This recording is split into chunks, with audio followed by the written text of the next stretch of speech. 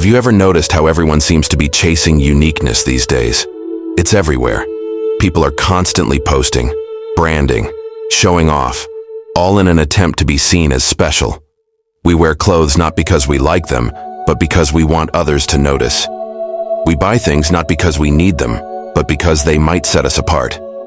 We create a version of ourselves online that looks extraordinary, even though deep down it feels shallow and exhausting. The strange thing is, the more we try to stand out, the more we end up blending in. The more effort we put into proving we're different, the more ordinary we actually become. Krishnamurti once pointed out something powerful. He said that the very act of trying to become something is rooted in comparison. Think about it. If you want to be special, it means you're measuring yourself against others. You're constantly asking, am I smarter? Am I prettier? Am I more successful? Am I more spiritual? Do I stand out? That question itself is born from insecurity. And insecurity, no matter how you decorate it, is ordinary. Everyone is insecure. Everyone is comparing. Everyone is chasing. So the moment you chase specialness, you're walking the same crowded path as millions of others. It's like standing in a line at a concert. Everyone in the line is trying to get to the front to see better. Everyone pushes, everyone stretches their necks, everyone raises their phone to capture a better view. But what happens? No one actually sees more clearly. The harder people push to be in front, the more chaotic and blocked the view becomes. That's what happens in life too. The more we try to stand out, the more we create confusion and sameness. Now you might ask, but isn't it natural to want to be unique? Don't we all want to matter? Of course. But here's the catch. True uniqueness isn't something you can chase. The moment you chase it, it vanishes. It becomes another mask, another performance. Real uniqueness is not about trying. It's about being. Krishnamurti often said that freedom comes when the mind stops comparing. Imagine for a moment what it would feel like to live without comparing yourself to anyone. No pressure to be better, no pressure to look a certain way, no pressure to prove your worth. Just living, just observing, just being fully present. In that state, you're no longer ordinary, because you're no longer trapped in the game that everyone else is playing. You're simply yourself. And that authenticity is the rarest thing of all. Look around. Social media is full of people shouting, "Look at me, I'm different." But if you scroll for just 10 minutes, you'll see the pattern. The poses are the same. The captions sound alike. The lifestyles all blur together. It's a factory of specialness that actually produces nothing but sameness. That's the irony. In trying so hard to be different, people become identical. So what does it mean to be truly extraordinary? It doesn't mean you have to reject society, or live in a cave, or dress in strange clothes. It means you live without the constant itch to prove yourself. It means you don't play the game of comparison. When you let go of becoming, you discover being. And in that being, there is something fresh, something alive, something that can never be copied. Think about when you were a child. At that age, you weren't obsessed with standing out. You didn't worry about being extraordinary. You were just curious. You were just alive. You laughed because you felt like laughing. You played because you enjoyed it, not because it made you special. That natural state of innocence is more unique than all the strategies we develop as adults.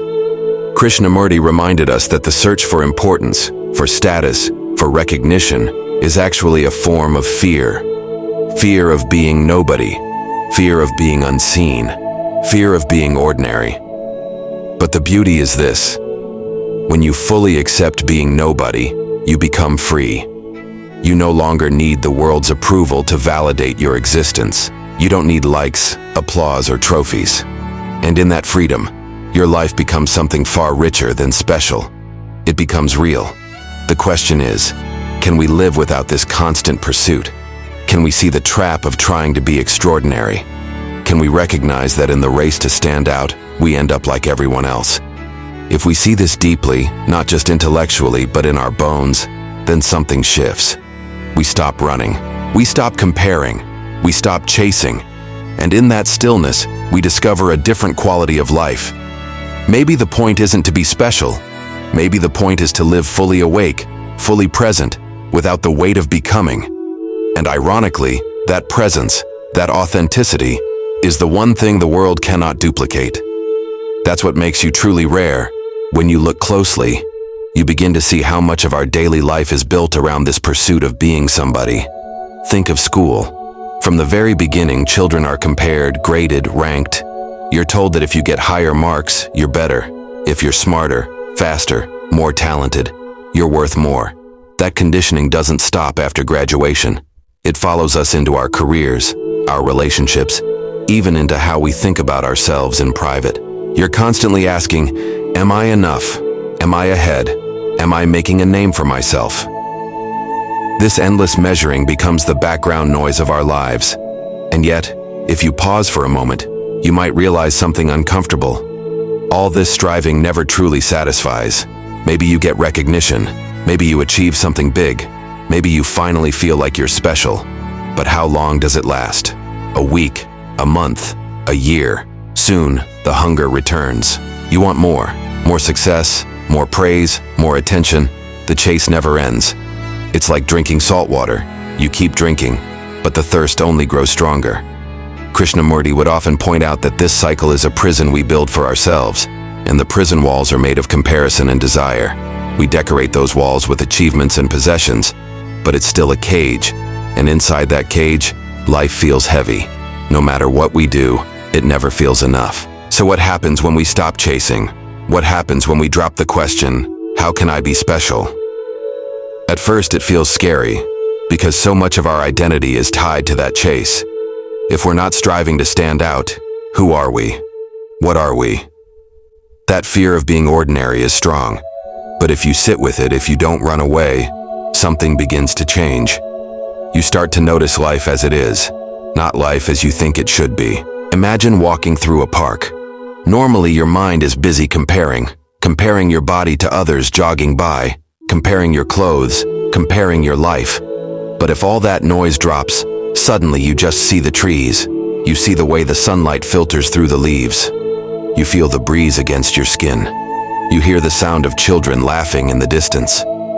In that moment, you're not ordinary or extraordinary. You're simply alive. And that simple aliveness carries a beauty that no amount of striving can create. Here's the paradox. The people we often admire, the ones we call extraordinary, usually weren't chasing specialness. They were absorbed in what they loved. They lived with clarity, with authenticity. They weren't trying to impress, they were simply expressing. Think of artists, scientists, or even spiritual teachers. Their uniqueness wasn't manufactured. It wasn't a performance. It was a natural outcome of living fully and honestly. So the real challenge isn't to become extraordinary. The challenge is to see the trap of becoming and step out of it. That doesn't mean you stop working hard or give up on growth. It means you stop using growth as a way to measure your worth. You stop turning life into a competition. When you drop the race, you can finally run free. Krishnamurti often said that truth is a pathless land. That's a profound statement. It means there isn't a formula, there isn't a ladder, there isn't a way to climb your way into truth. The moment you follow a path that promises to make you special or enlightened, you're already lost. Because you're still chasing, still comparing, still trying to become something. Truth reveals itself when the chase ends, and in that ending, something extraordinary begins.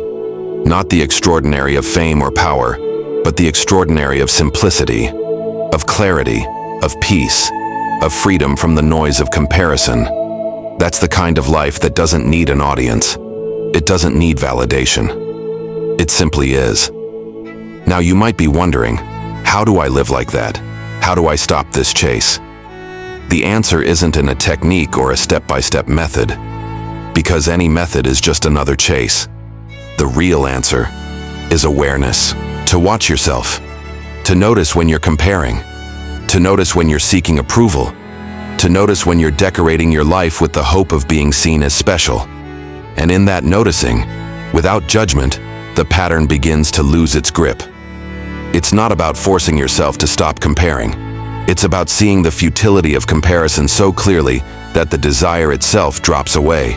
Like touching fire, you don't need discipline to stop touching it once you know it burns. In the same way, When you see how chasing specialness keeps you trapped in ordinariness, you simply stop. And in that stopping, a different kind of life opens up.